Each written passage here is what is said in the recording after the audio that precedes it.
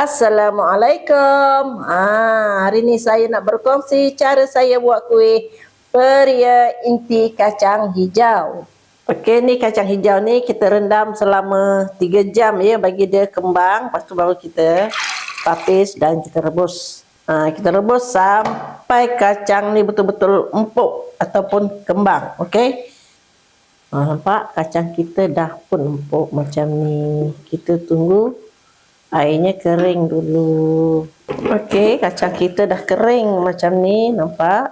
Jadi kita masukkan gula nira ataupun gula kabung.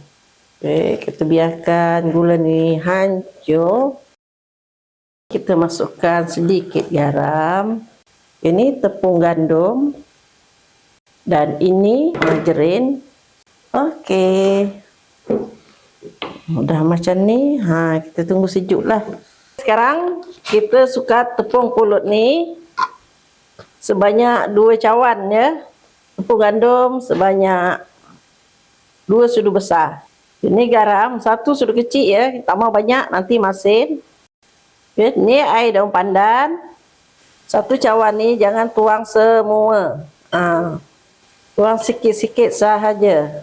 Ini adalah air kapur sebanyak 1 sudu besar ni. Ni daun pandan saya guna sebanyak 5 helai ya. 5 helai tu yang besar-besar, bukan yang kecil-kecil. Okey, cukup. Macam ni dah cantik adunan kita. Dan pisang ni sebagai alas kuih kita ya. Ini inti yang telah kita masak tadi. Kita bulat-bulatkan terlebih dahulu. Ambil adunan ni, ikut saiz yang kita nak. Kalau nak comel lagi, buatlah kecil lagi. Tapi saya tak reti nak buat kecil-kecil. Letakkan inti tengah-tengah ni. Lepas tu kita bungkuskan dia.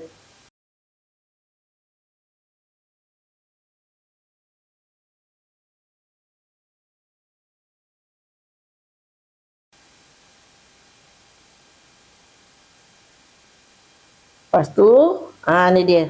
Cara aduk dulu.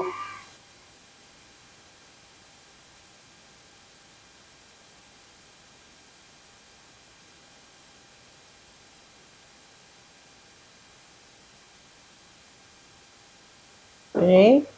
Siap macam ni. Kita letak dekat daun pisang ni. Okey, dah siap kuih peria kita. Sekarang kita kukus selama 15 minit. Okey, dah pun 15 minit. Jom kita tengok. Tu dia. Inilah pewarna asli daripada daun pandan je. Dia akan hijau macam ini. Okey, dah pun masak macam ni. Tengah panas-panas ni, kita ambil sedikit minyak. Dan kita sapukan bahagian atas dia ni. Okay, sekarang kita tunggu sejuk dulu, baru kita pindahkan ke dalam pinggan ya. Kuih kita dah pun siap. Ni dia kuih peria inti kacang hijau. Selamat mencuba ya.